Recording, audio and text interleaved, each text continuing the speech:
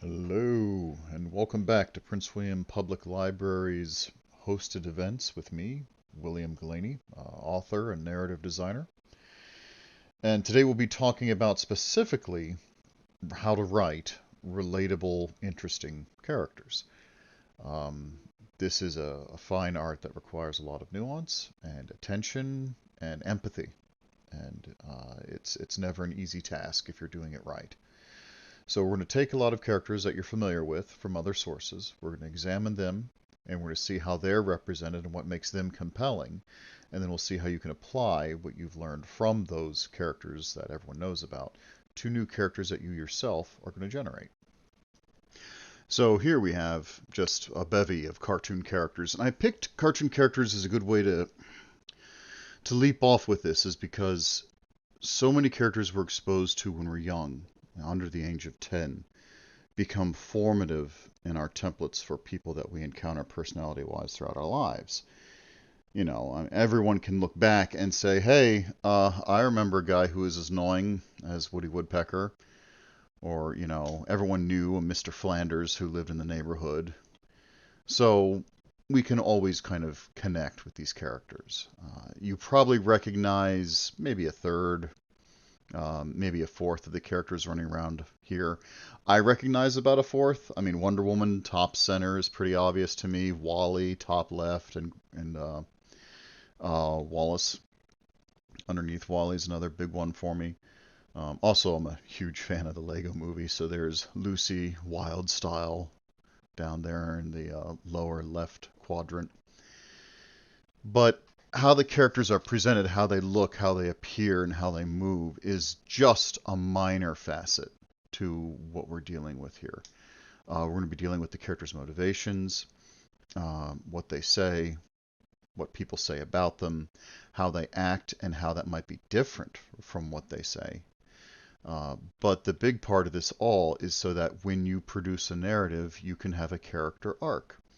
While some characters are static and never grow and never evolve and change, some characters do. You know, Wile E. Coyote and Woody Woodpecker work best as characters that never alter, change, or grow. But, as you can see, Wally in the top left does. Wreck-It Ralph in the bottom right certainly does. He's got a very strong character arc. So does Wolverine. And that is just as compelling so long as the narrative supports them growing and changing as a character. So we're going to, keep in mind, you have been exposed to a huge cast of individuals and characters in your lifetime, and we're going to be using all of your prior experiences when looking at these characters I've got listed here. We will be revisiting what you're looking at right here constantly. So feel free to write it down. You can just hit, F12 or whatever you've got for screen capture on your computer or device. But you will be always going over how they appear, what they say, what they do, reactions of others, and what is happening inside. These 5 things are how you express characters and narration. Always. Ironclad. Not going anywhere. Let's apply it to a fairly simple character that several billion people probably recognize immediately on sight as Pikachu. Pika. Now, Pikachu, as about a sixth of the planet Earth knows, appears to be a yellowish black-eared, circus-cheeked lightning rat thing, whatever. Something you'd probably check underneath the hood of your car before you turn it over on a cold morning. Yeah, you'd definitely call animal services if this thing was running around in your house. And yeah, it's, as the kids say today, totes adorbs. So its appearance is cute, playful, fluffy, and it hits all of those points in our brain that make us say, "Aww." So it's adorable. But when we look at what Pikachu says, Pikachu's vocabulary typically is Pika. Sometimes Pikachu says Pika, and on occasion, when Pikachu's really feeling formal, it says Pikachu when it sneezes lightning or whatever. So it says its name, either that its vocabulary is highly limited, Perhaps it was named after the only word it can say, or it's an egomaniac, I can't tell. But then let's talk about what it does. So it looks adorable. It says, Pika Pika, oh, it's cute. And what it does, it fights. It is a gladiatorial murder rat. It basically is trained to destroy its enemies mercilessly through electricity, which is horrifically painful, scalding burns, permanent nervous damage, etc. So while appearing adorable and saying its cute little one-word moniker, what it does is violence. The Pikachu is probably smiling in this particular picture, happy as a lark, because it is in fact dreaming of murdering all of us. It is a murder machine. So we can clearly tell that there's a lot going on with this character that we would not have known at first sight. Also, Pikachu refuses to get into Ash's little prison ball, so Pikachu has a strong will of its own. It can reason, it has a sense of self, so it is clearly elevated above an animal. It is nearly sapient in its understanding of the world around it. And the others' reactions to the Pikachu, some people are like, oh, it's so cute, it's Pikachu. And other people are like, oh no, oh god, get it off me, please, why? Why is this happening? Because of the damage Pikachu is doing. So most of the reactions to Pikachu are the full gambit, all the way from, oh, it's so cute, what a cute little fluffy lightning rat, to pain and suffering, please make it end. So again, this creature is an interesting character because it runs a full spectrum of very passionate reactions from periphery characters. A lot of times Ash, the person who thinks he owns Pikachu, whereas Pikachu probably owns him, is always talking and advocating for what Pikachu wants and doesn't want. But in the end, Pikachu really calls the shots, at least in the animated TV show. Which leaves the fifth part, the last part of characterization. So we've gone over its appearance, what it says, what it does, and the reactions of others. But the last part is what is inside. What is going on inside the mind of the Pikachu? Well, we don't have a first-person narrative. So we don't have, an inside glimpse at the brain of the Pikachu. So we have to look at the other 4 prior things. What it appears like, what it says, what it does, and how people react, in order to really try and guess what's going on inside the Pikachu. So take a moment and feel free to type in the comment section of this video, or just think to yourself, what is really going on in the mind of the Pikachu? What's turning those gears? What's the deep internal, does Pikachu secretly want love? Is Pikachu secretly desperate for world domination? Is Pikachu getting out deep-seated emotional issues through this violence? Is it desperate for Ash's approval? The 5th element of characterization, what is going on inside, is left to you, the audience, to discern. So give your opinion in the comments.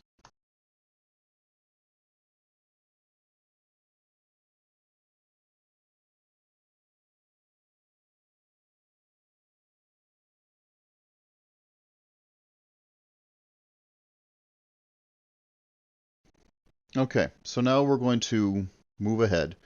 And again, I'm going to reiterate how your characters appear, what your characters say, what these characters do, the reactions from others when dealing with these characters, and of course, what's going on inside of these characters. All 5 of those make a character. Doesn't mean you need to explicitly write it when you produce a character. You can leave out bits and pieces. You can leave out how people react to them. You can have a character completely silent. You can have others like, oh, they're mysterious, I don't know. So the other characters supporting the cast of your story don't have a strong opinion. But most commonly, especially when writing in third person, is you leave out what's happening inside so that the reader is forced to figure it out themselves. And that's where you get really good, healthy arguments about how a character is built, what's going on internally, etc. You never want to write a book or a story to to where there's nothing to talk about or debate afterwards. You always want to have a little bit of something. So here's another multi-billion-dollar character that has launched a million consoles. Well, actually, several million consoles. Master Chief. Master Chief is, well, we'll go down the list.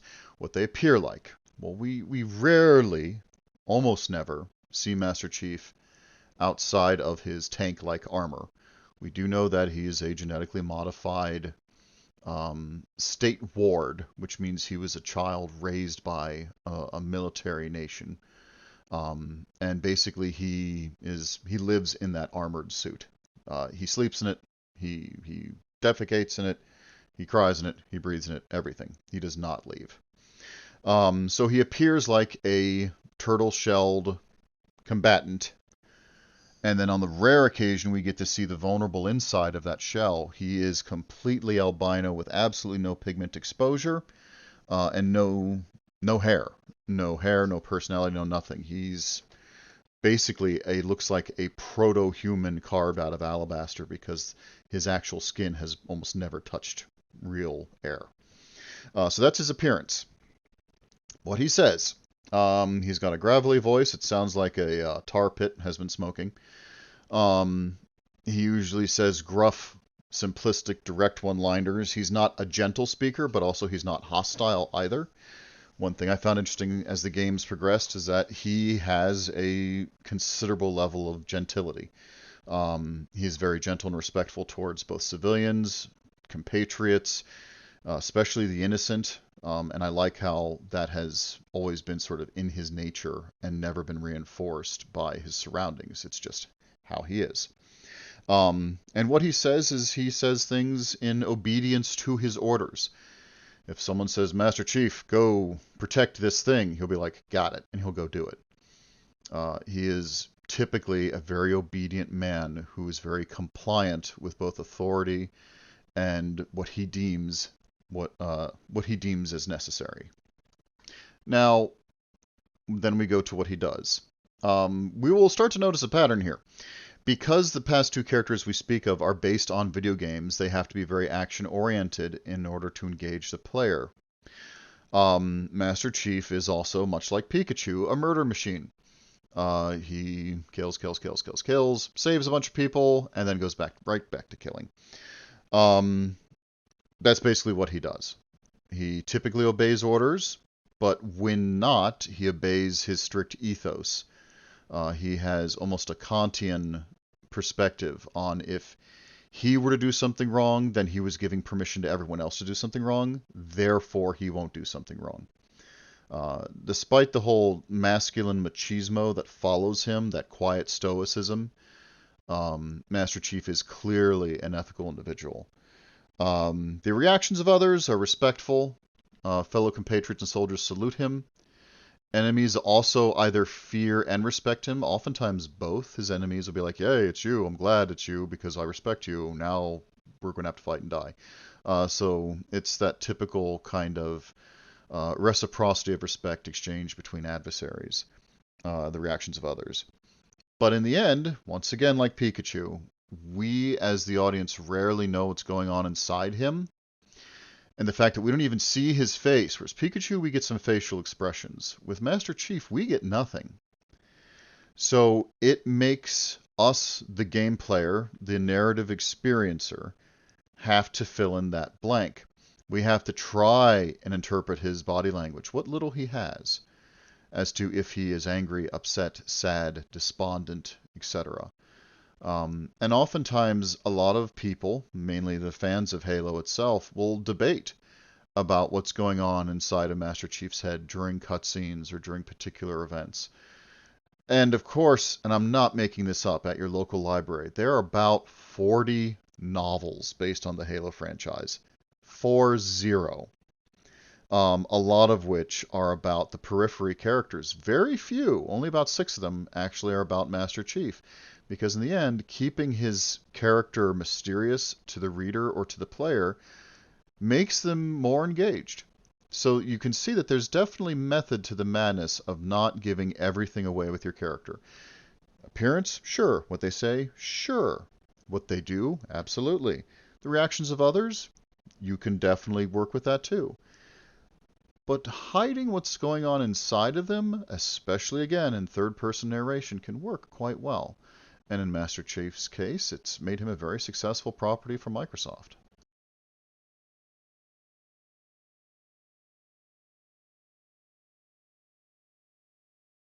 So again, I know we're only about maybe 14, 15 minutes in.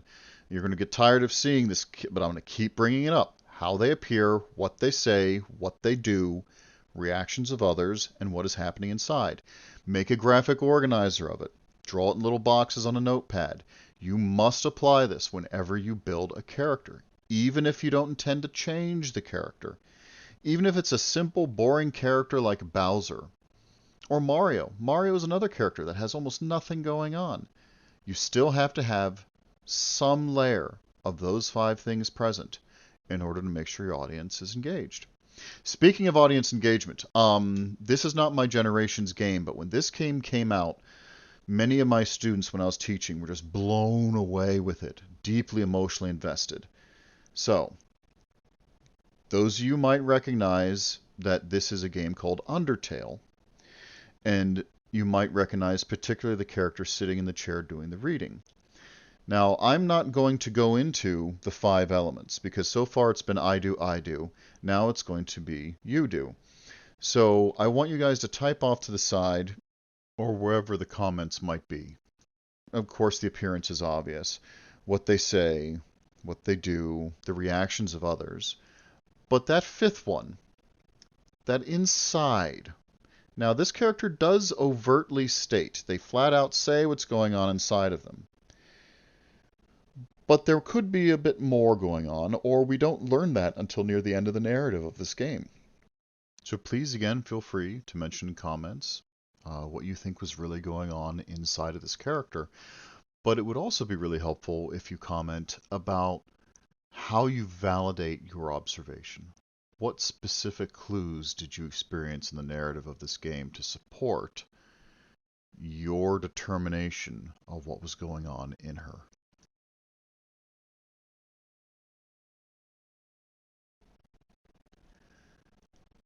Remember to apply how they appear, what they say, what they do, the reactions of others, in order to lead you to the 5th very important component of characterization, what's going on inside them. If you can figure out halfway through a book or a story what's going on inside of a particular character, it can help you predict the direction of that character's story, the direction of the entire story overall. And it's a really good skill because even though we've so far talked about video game characters and just silly little cartoonish things, these skill sets apply to people. So let's look at your parents, okay? Let's talk about how they appear, which means how they dress, how do they present themselves. You know, let's talk about what they say. Let's talk about what they do. You know, and for that, you start to piece together what your parent is like. You can talk about the reactions other people have of your parents. And then finally, it helps us discern what is going on inside the heads of others. Me personally, I spent a lot of time trying to figure out what was going on inside of my father's head. I don't think he even knew. So I had to decipher a lot of those first 4 to navigate those waters. And it was a really successful tool for me as a kid in order to get through my childhood. So for a lot of people, this is an incredibly important skill set. It'll be good for you as a salesperson, good for you as a therapist, as a clinician, and it can actually be a negative thing too. Manipulating others to get them to do what you want. You got to know what's going on in their head. So the moment you size up each person that you meet with those first 4, you'll be able to deduce the 5th.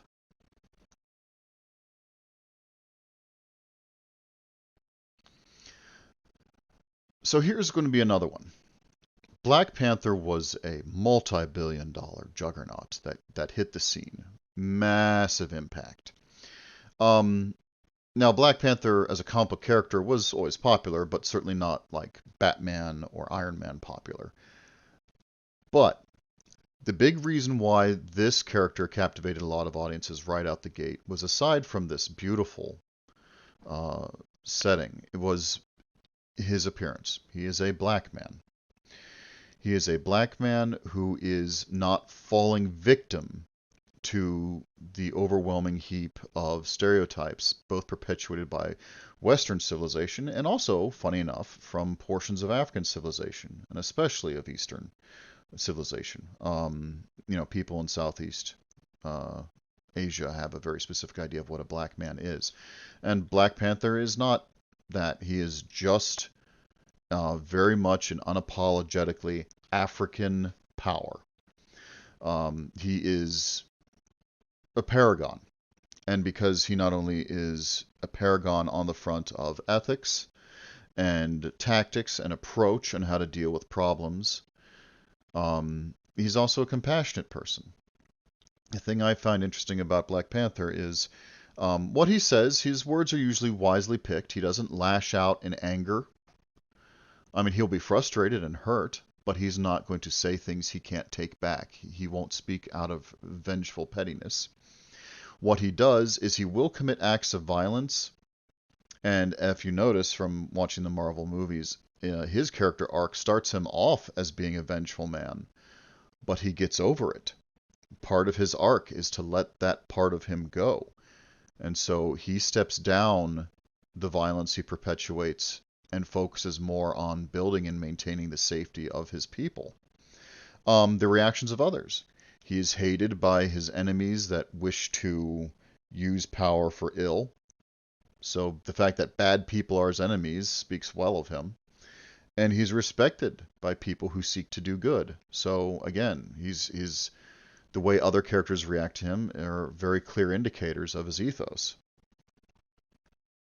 And that, of course, leaves us with the almighty what's going on inside. His character actually says a lot of what's going on inside. He is open about his feelings in a lot of ways. And that progresses more and more as his character moves through the franchise. His character evolves to being a very open man about his emotional vulnerabilities, which is wonderful. I think it's absolutely fantastic that a literal $1.5 billion revenue generating film is about a powerful man who needs to express his feelings, and that millions of little boys all over the earth looked up to that and connected to that. When I was a kid, it was Mr. Rogers. Mr. Rogers always told us that men expressing their feelings was far more dramatic and powerful than any level of action. Granted, Marvel gives us both, because he's still going to punch some monster in the face.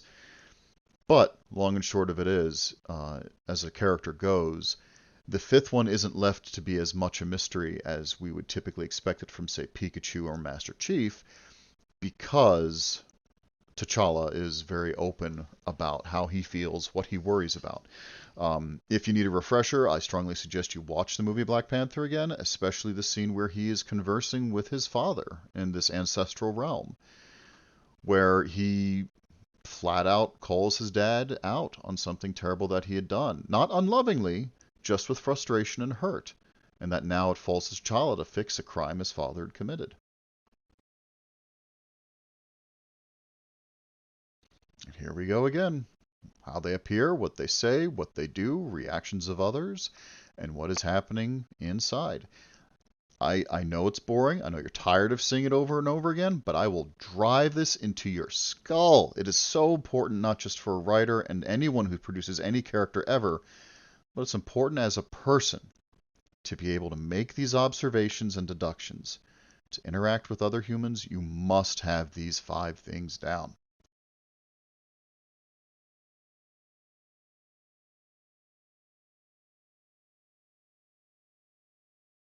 Okay, now here is Candace from a Disney film, or not film, sorry, TV show that ran for about 6 seasons, I think, with a bunch of specials, called Phineas and Ferb.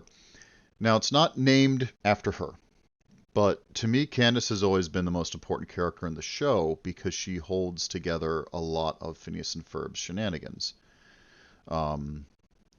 With Candace, we're going to apply those same 5 things. So first off, her appearance. She always wears the exact same outfit, so she is instantly recognizable. never changes her hair, none of that. She is a person who likes stability. Things look the same, operate the same, no surprises.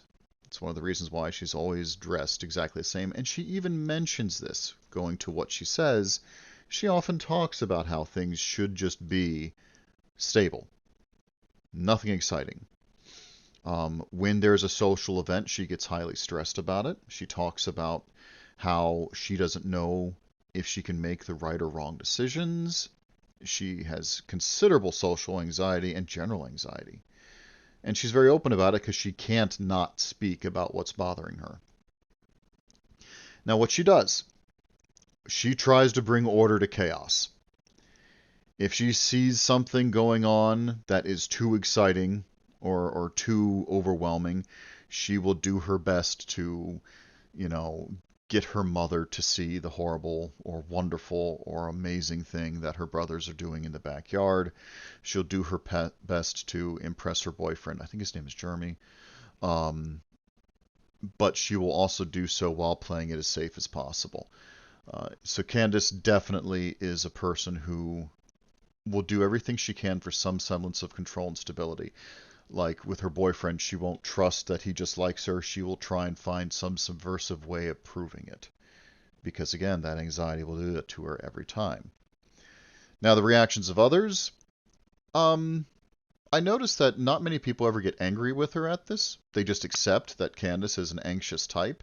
And they might get frustrated that they have to race home to see what's in the backyard, or they have to dodge her disapproval. But by and large, Candace isn't really disliked by anyone around her. She's anywhere from liked and loved to tolerated, especially by her brothers, whom she seems to be the main antagonist of. But when we go down to what's going on inside of Candace, please feel free to type it out in the comments section, and we'll get the discussion going. And I will sit back and read and throw in a few snippets. We are wrapping up. We've got one more character to do after this.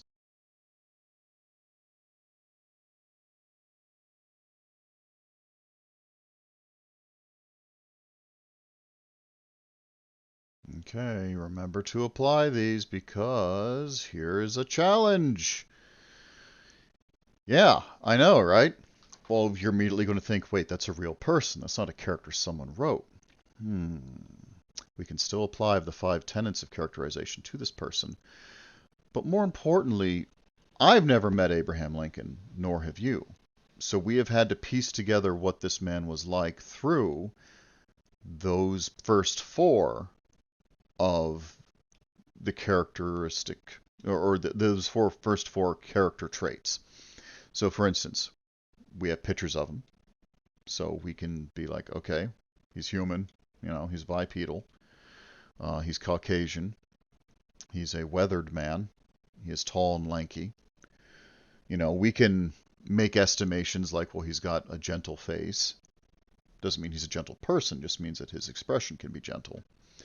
We also go by what he says. We have a bevy of written documents directly from him, as well as records of his speeches, be it the Emancipation Proclamation, Gettysburg Address, or a lot of his private statements and missives that he sent among his cabinet. So we've got a lot of what he said. What he did is very well recorded, even before he became president, how he, dodged assassination attempts when he was not even president yet. How he treated his staff, how he treated his rivals, how he interacted with his wife. All of that is very important. We have all that. The reactions of others. To this day, some people who are still Confederate sympathizing feel that Lincoln was a bad guy because they didn't want to be American anymore. They wanted to be another nation.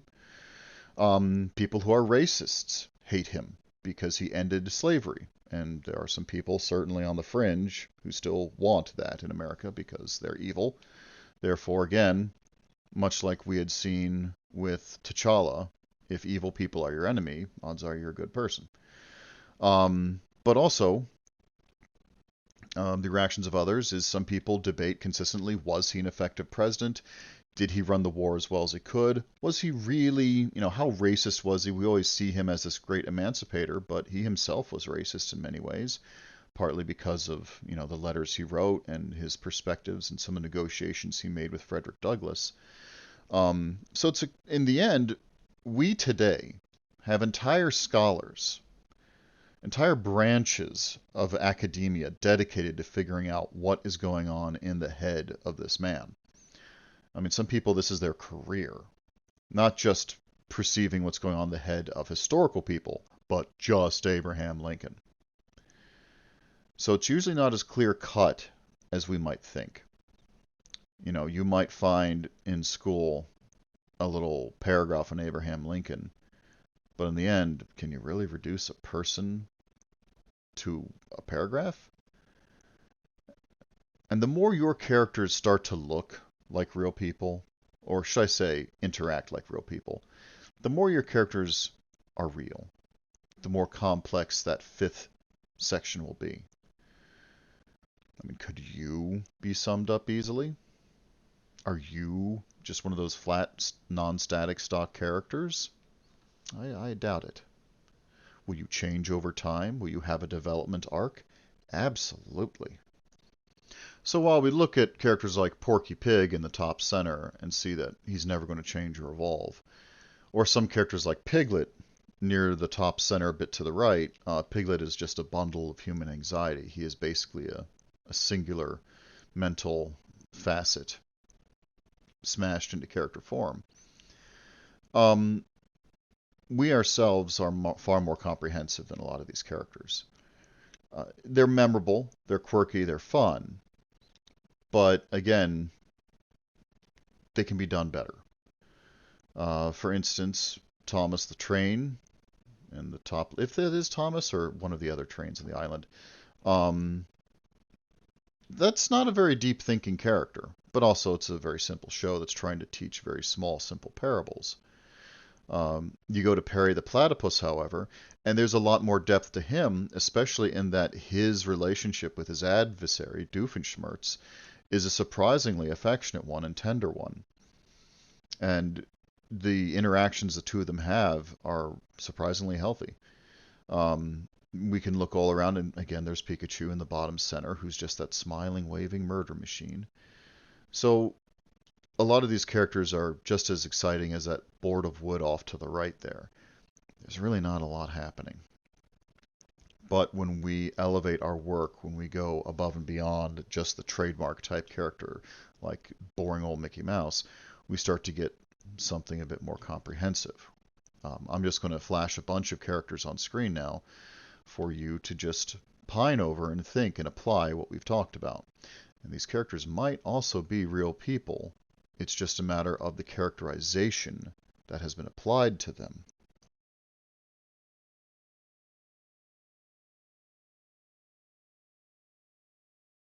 Remember how they appear, what they say, what they do, the reactions of others. Those four things will reveal what's happening inside, especially when we consider that these two characters and how they react with each other, what they say to each other, how their body language changes when they're with each other. Their dynamic reveals a lot of what's happening inside for both of them.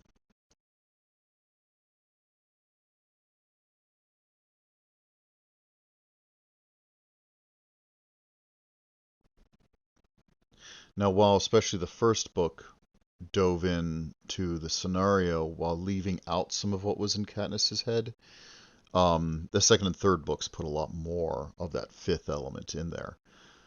But again, if we're just looking at the films, you can still use the first four to determine the fifth.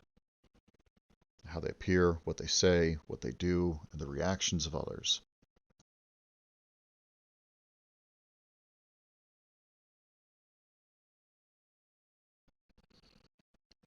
You might be thinking, wait, what?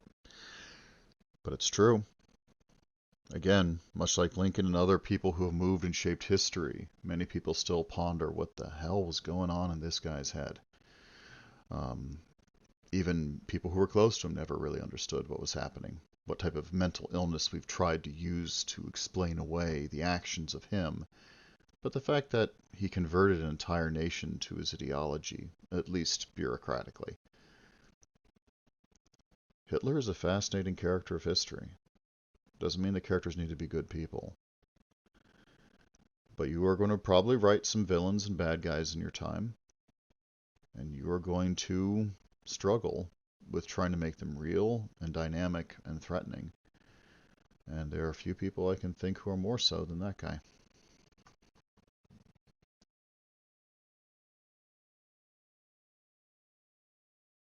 So to sum up, when you're generating a character, you probably want to start with the fifth one. You want to start with what's going on inside. And then you can easily pull out the top four. When you're reading a character, we're stuck doing it the opposite way. We have to put together the clues in order to understand what's going on inside the character. But again, when you're writing, you start at the bottom. What's going on inside that character?